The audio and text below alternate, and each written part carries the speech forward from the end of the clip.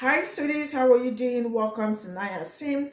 If this is your first time of coming across this channel, sweetheart, kindly smash that subscribe button, turn your notifications so you are notified each time I upload, and please give this video a thumb up. I appreciate you all so much, and I am saying a very big shout out to every one of you for the support, the love you are showing me here with.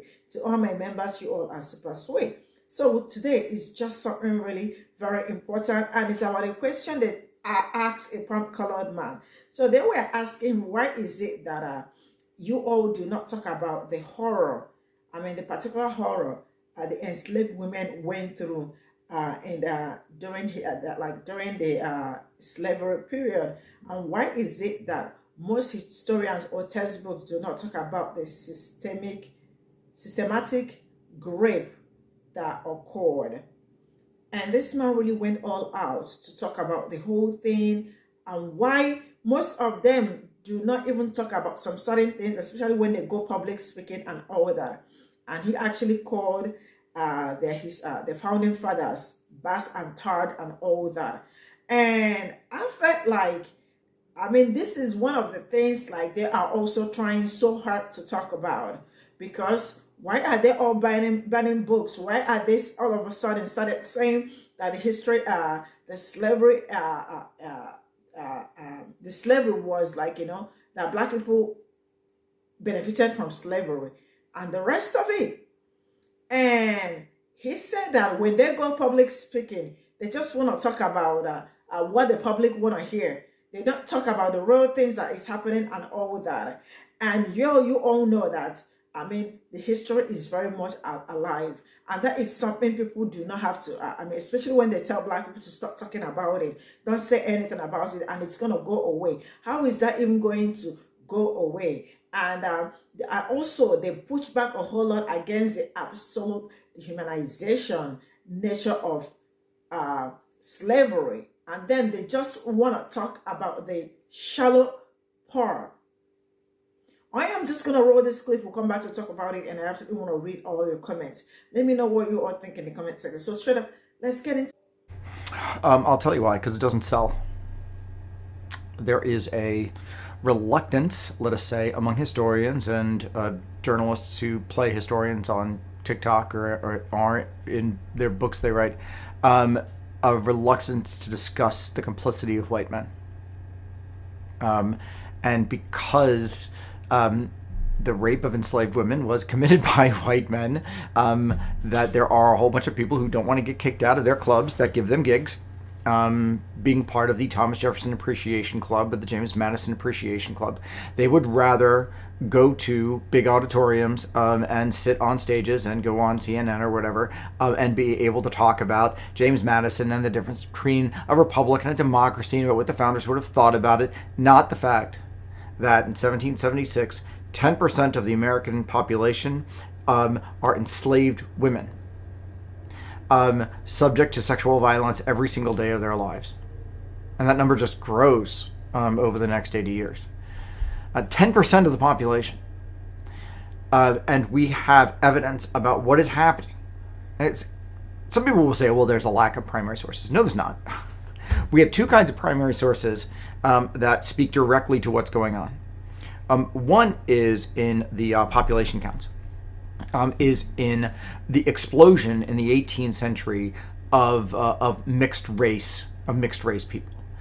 So the last time that I looked at it, we did a fairly in-depth study of it about 10 years ago, and concluded ballpark that at the time of the American Revolution, a quarter of the Virginia population was mixed race.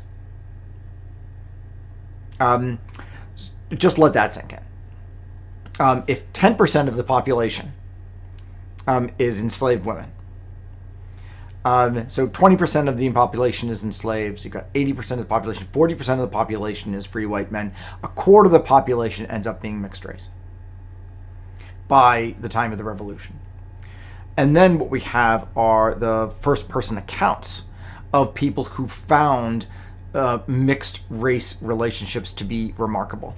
We don't find a lot of primary sources that speak to this during the period by people who lived again, in my area of Virginia, on the Chesapeake, for two reasons. One is that the Victorians destroyed a lot of stuff, but for what remains, that it was, to them, unremarkable. If you wake up and you're living in, if you're living in 1776 in Virginia, the one thing that you're going to notice are all of the different colors of faces around you. It's the main thing that's going to hit you.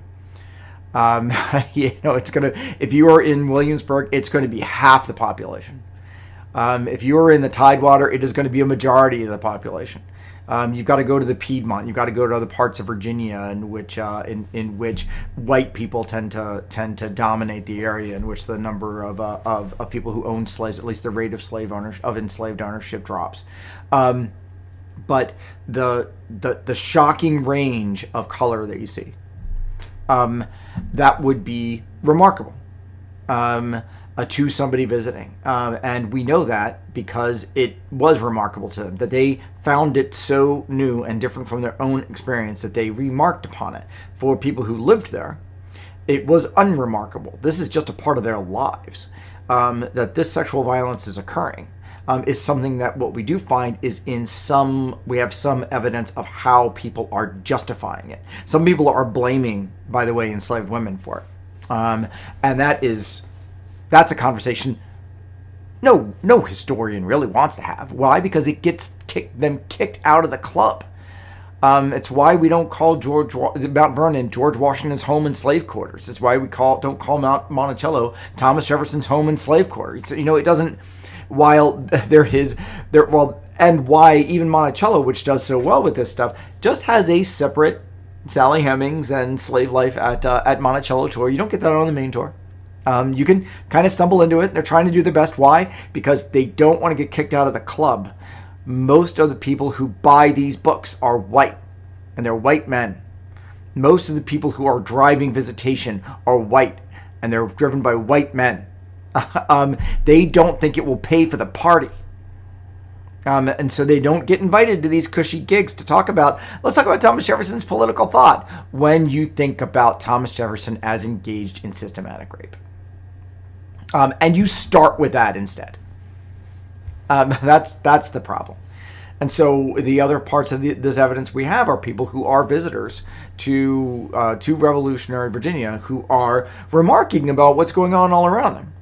For example, we have a lot of people from England who are visiting Virginia, and we have all kinds of primary evidence about the results of this violence. And they are baffled by it. And so they always remark on it. But it rarely gets published, right? It rarely gets discussed. And so because of this, and still this is part of the major problem that we have in continuing to get early America and the American Revolution wrong, and why we completely get off the rails in trying to understand how we in fact got from then to now. Because we actively ignore, know it's there, but actively ignore issues like this. I guarantee you it will not show up in Ken Burns' new documentary about the American Revolution. I guarantee you that this is not something that's talked about in most of the commemorations of the 250th anniversary of the War for Independence. Oh, that really doesn't matter. It doesn't pay for the party, even though it is a major issue that we have to grapple with, we have to accept, and that we have to talk about all the time. Despite the fact that there's a reluctance to discuss the complicity of white men in this. That's the answer. And because that gets in the way of the celebratory myth of the American Revolution that is driving most of the historiography. Because you have to buy into the idea that it's the American Revolution that fuels the ideas of liberty and freedom that eventually result in abolition to make everybody feel happy and healthy. Rather than, these are a whole bunch of miserable bastards. Who create the country they want, that keep these people underneath their heels in chains until forced to release them by other people with guns, and that's the American Civil War. There is your response for this morning. This is an important question, and I thank you very much for asking it, because I think about it all the time. And the fact that, and I think that this is part of what divides academic historians, particularly academic historians of the revolution, from public historians. As public historians, we have to encounter this stuff. We have to engage with this stuff. Why? Because it's real. We deal with a history that impacts people's lives today. Stories about the past that matter in the present that help us understand how we got from then to now. Academic historians don't have to do that. They can pick and choose. And then they can pick and choose what fuels their gigs. And whether they're academic historians or whether they're journalists who play historians, they can just avoid. And they can make sure that they don't have to engage. Like, even like people who call themselves public historians in like the UK and stuff like that, that they're just historians in public, so they can shut off public engagement. And they can just kind of make their pronouncements and presentations and then retreat and never really have to engage. There's no public in their public history, right?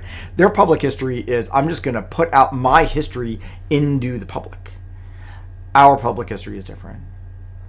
Our public history is about our audiences. Our public history is about having to engage and engaging what in fact happened, how we got from then to now. So this is one of the issues that I think is one of the most important things that we can be talking about.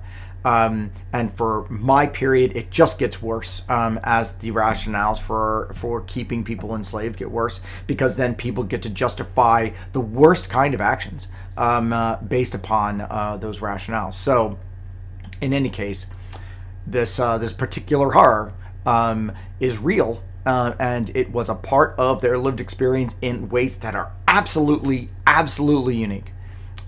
Even though no women are actually having it, no women are having a great experience in the 18th century. But there are some that are better than others. There's a scale on there if you're free.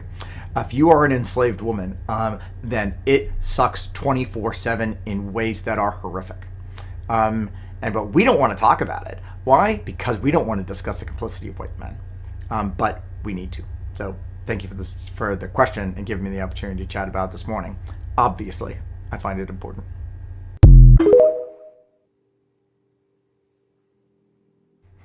I'll tell you why, because it doesn't sell. There is a... So I both agree and disagree. It's true, as someone who does a lot of public speaking, you're not getting a lot of invitations to talk about the reality of slavery. My work covers more than that, so it's not a problem for me. But as someone who does talk about these things and has written about them and intends to write about them much more extensively in my next book, I also have to say that some of it is just the way that people respond to the truth, right? We see this with Sally Hemings and Thomas Jefferson as like the biggest, most public example. People want to make that a love story despite all evidence to the contrary. In general, when you are talking to someone and they mention having that white ancestry, my maiden name is an Irish maiden name. The people who owned my grandfather's family were from County Down, Ireland, right? I can trace everything back. And when I took one of those ancestry tests, Ancestry gave me all of these people back into like the late 1600s. And the reason they could do that is because for many Americans, especially those who want to claim Irish ancestry, they took those tests to reconnect to Ireland and inadvertently reconnected to all of the descendants of the people their families had enslaved, or their families had been overseers on a plantation, right? And so there is this space in this where America knows what happened, but America does not want to face what happened. And it's very difficult in this age of DNA testing and everything else to keep avoiding it. So the next best thing is to insist we should stop talking about it, because talking about it only makes things worse. The truth is the truth.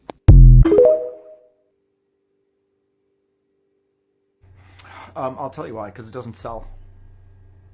There is a... I have a horrible thought came into my head, and I shan't suffer alone, so I'm going to put it in your head. Do you think that when the Founding Fathers finally won their independence, they fought the war for independence, they won their independence, it was in hand, do you think they celebrated by assaulting their slaves? We put these people on our money. You're welcome. They're miserable bastards. who create the country they want, that keep these people underneath their... It was absolutely enjoyable to wake up to this video this morning where he calls the Founding Fathers miserable bastards. Go back and watch. It's absolutely fantastic. Are enslaved women, subject to sexual... If you have the stomach, and I repeat, if you have the stomach, go and watch this video, because it approaches an issue that is very close to my heart, which is the topic of the sexual assault of enslaved women. Specifically, in this case, he speaks about the United States, and he masterfully explains the reason why no one speaks about it. It's because the people who carry it out are white men, who are still in control of most of the institutions in the United States. And it's not profitable to be able to speak about these supposed heroes of liberty as both sexual traffickers and sexual abusers. That there's this pact of silence between historians when it comes to this topic. And I wanted to highlight how we deal with this issue in Portugal. Just a bit of background, Portugal invented chattel slavery. They were the pioneers of the triangular enslaved people trafficking. We also invented the modern notion of blackness that still exists today. We created the underlying justification for how the world treats us the way that it treats us, black people, today. From the beginning of slave trafficking to its end, it is projected that Portugal abducted, transported, and trafficked more than 5.8 million people. 5.8 million human beings. A substantial amount of which were women, and that were subjected to the most horrendous type of sexual violence. And do you know how Portugal deals with this situation? There is still a joke today that every time I hear it, it chills me to the bones, is a joke that says that God invented the races and Portugal invented the mixed race. This is how we deal with centuries and centuries of oppression, humiliation, sexual assault of women who looked like my mother, like my sister, like my cousins, like my grandmother. Every time that I hear this joke, it feels like a dismissal of the screams of all of those women. I was going to quit for the day, and then I saw this, and you can't let stuff like this go. It's very interesting that I have received several responses like that as a part of this ongoing discussion, even from mutuals, but also from some accounts that seem to have been set up for precisely the purpose of making this point. This discussion, by the way, for those of you keeping score at home, is about free white men committing sexual violence against enslaved black women in the 18th century, particularly enslavers against the enslaved. So I am curious about where the moral harshness of presentism is invading this particular mindset. Is it about modern understandings of sexual violence or about modern understandings of slavery? At the very basic level, conversations that involve we cannot judge people of the past by modern standards is a cop-out. It is an intellectual evasion that more often than not is employed only to excuse wrongdoing. And that's a dangerous precedent. You can excuse almost anything that way. It is a moral relativism that turns into just a morass. What suggests is that people of the past couldn't tell right from wrong, or did not have a kind of moral compass, or didn't have, for some reason, our modern refined moral compass. And again, I am confused about whether our refined moral compass of today deals with sexual violence or slavery. But what we have to do as historians, yes, it's our duty to approach history with nuance, but it's also, particularly as public historians, it's an imperative to call out inherent wrongs when we see them, and to make sure that we are putting them into context, and that we are dealing with the facts fairly and accurately. In the 18th century, again, for those of you keeping score at home, that's what we're talking about here. Rape was a capital offense. It was a capital crime, punishable by death in the British criminal law and applied in the colony. And that sentence was meted out plenty of times for us to know it was a real working thing in the colonies. But those protections were applied only to free white women. That they weren't applied to enslaved black women has to do with nothing but legal status. So in terms of morality, sexual violence against white women was wrong then, wrong now. And the fact that the only dividing line in terms of protection was legal status as property, for some was also considered wrong then. And we cannot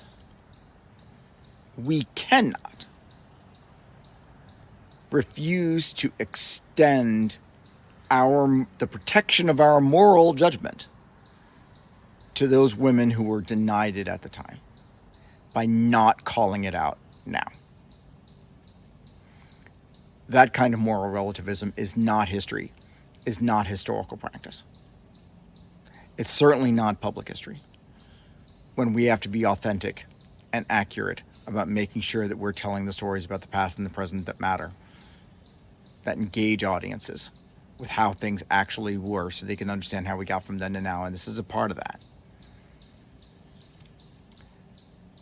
We cannot refuse to extend to these victims the justice that was denied to them in their lifetime. I was going to quit for the day, and then I saw this, and you can't let stuff like this. I agree, and here's the thing. I'm going to add a couple more points onto this. One, to act as if in that historical past that people were not resisting to or pushing back against the absolute dehumanizing nature of the economic system that we call the U.S. nation-states capitalism built upon the plantation economy is absolutely ridiculous. There was always a pushback and always a critique of the immorality of that so-called peculiar institution. But this goes to another major point that we must remember, y'all, is that, too, history is not static in nature, nor is time linear. We are always invoking the past and the present day in order to make sense of the present. Therefore, when we bring a past into the present, it makes it active, it makes it alive. This is why history is alive. And therefore, if we are always invoking that past in the present to either justify the present day or to have this kind of rhetoric that we're seeing from mostly conservative media, right, that we need to go back in time to a so-called better past, then you better be able to analyze that past in the present day through a fresh set of eyes. Because 3, what is the point of actually engaging in history if we do not learn from it? And I have a big bone to pick with some academics who talk about you cannot somehow, quote unquote, judge the past. Why? We judge everything. Everything is filtered through the sight in which we are beholden to, in which we are conditioned to see through. And when that sight needs to be constantly reinterrogated because we are seeing in the present day how we have been consistently lied to, we must then take that present day knowledge into those pasts that are being used and weaponized for the present day nation-making state project we are in. History is always a political tool of the nation.